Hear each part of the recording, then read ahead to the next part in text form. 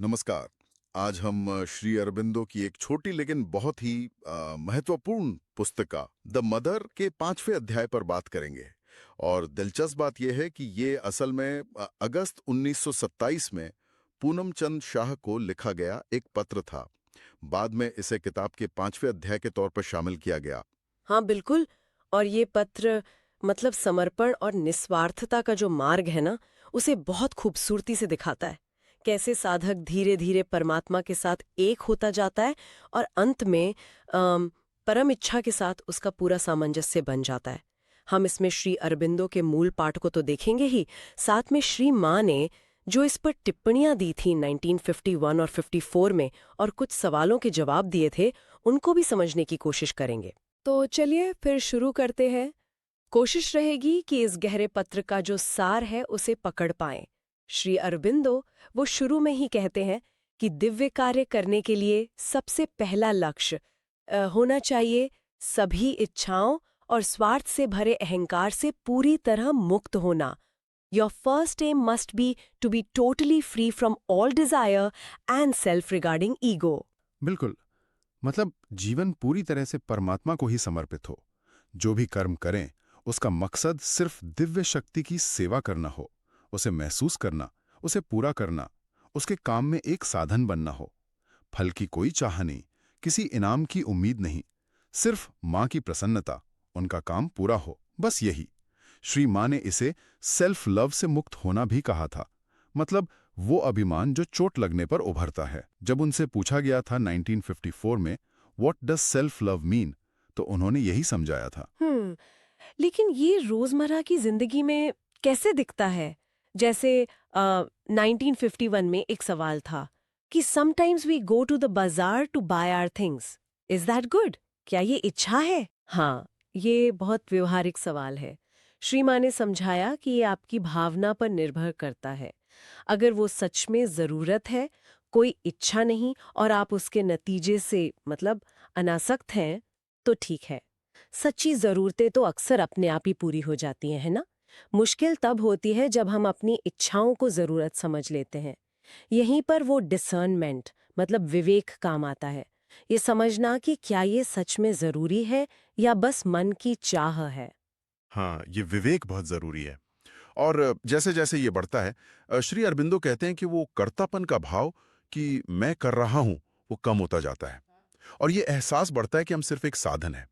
वो कहते हैं, even if the idea of the separate worker is strong in you, yet it must be done for her. भले ही कर्ता का भाव हो, करना उसी के लिए है। इसी से जुड़ा एक सवाल 1954 में था, sweet mother, what is the difference between a servant and a worker? हाँ, श्री माँ ने बताया था कि सेवक में सेवा का आनंद ज्यादा होता है।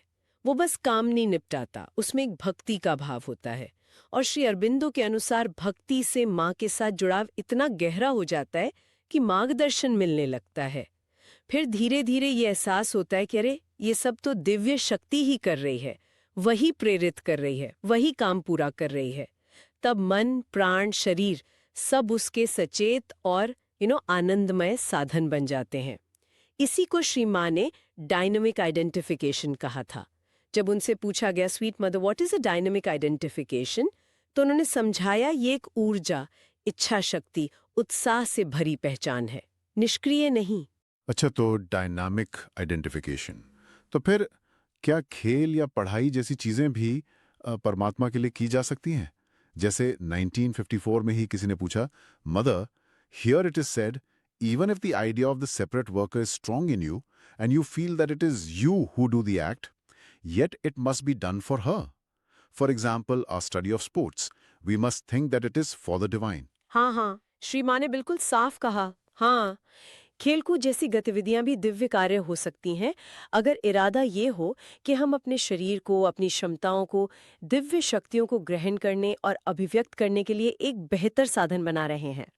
मतलब व्यक्तिगत लाभ या सिर्फ मनोरंजन के लिए नहीं, बल्कि खुद को उस दिव्य योजना के लिए, उस चेतना को आत्मसात करने के लिए तैयार करना जो हर चीज में है। जैसे किसी ने पूछा था कि लंबी कूद में ज्यादा दूर कूदने की कोशिश करना दिव्य कार्य कैसे है, तो माँ ने कहा कि शरीर को सक्षम बनाना ही दिव्य कार्य है। और इस पूरी प्रक्रिया में, इस रूपांतरण के दौरान, श्री अरबिंदो पवित्रता और ईमानदारी पर बहुत जोर देते हैं। वो कहते हैं, लेट नो डिमांड और insistence creep in to stain the purity of the self giving and the sacrifice. कोई मांग, कोई जिद नहीं आनी चाहिए, और अहंकार के भटकाओं से मुक्त रहना। 1954 में पूछा भी गया था, what is the meaning of keep yourself free from all taint of the perversions of the ego. हाँ, और श्रीमान ने समझाया कि अहंकार के भटकाव मतलब दिव्य सत्य और पवित्रता से हटना, अज्ञान में जीना, असत्य में जीना, वही विकृति है। इसलिए पूरी श्रद्धा, पूरी ईमानदारी और सच्ची अभीप्सा, ये बहुत जरूरी है। लेकिन हाँ, ये मुश्किल हो सकता है। जैसे 1951 में किसी ने पूछा था कि काम करने से पहले कैसे जाने कि प्रेरणा माँ की है या नहीं, क्योंकि उतना विवेक तो होता नहीं अक्सर। Before undertaking any action, one tries to know whether the impulse comes from the mother or not. But generally one doesn't have enough discernment. हाँ, ये सवाल तो बहुतों के मन में आता होगा। माँ ने इसका बहुत सीधा सा तरीका बताया था कि मन और प्राण के जो आवेग हैं, जो शोर मचाते हैं, उन्हें शांत करो, और भीतर एक शांत स्थिर संकेत होता है, little indication of the divine grace, उसे सुनने की कोशिश करो। उन्होंने एक प्रैक्टिकल टेस्ट भी दिया था। सोचो कि क्या तुम ये काम माँ के सामने बिना किसी झिझक के कर सकते हो? अगर हाँ, तो ठीक है, ये कसौटी कभी धोखा नहीं देती। बिल्कुल सही। और जब ये सब सज जाता है पूरी तरह से, तब वो पूर्णता की अवस्था आती है, जब व्यक्ति पूरी तरह से दिव्य माँ के साथ एकाकार हो जाता है। वो खुद को उनका ही एक अंश महसूस करता है। श्री अरविंदो कहते हैं, you will know and see and feel that you are a person and power formed by her out of her self, put out from her for the play. आप जानेंगे, देखेंगे, महसूस करेंगे कि आप उन्हीं की शक्ति का एक रूप है जिसे उन्होंने अपनी लीला, अपने प्ले के लिए रचा है। ये प्ले क्या है, ये भी 1954 में पूछा गया था, तो माँ ने कहा, ये ब्रह्मांड में दिव्य शक्तियों की लीला है।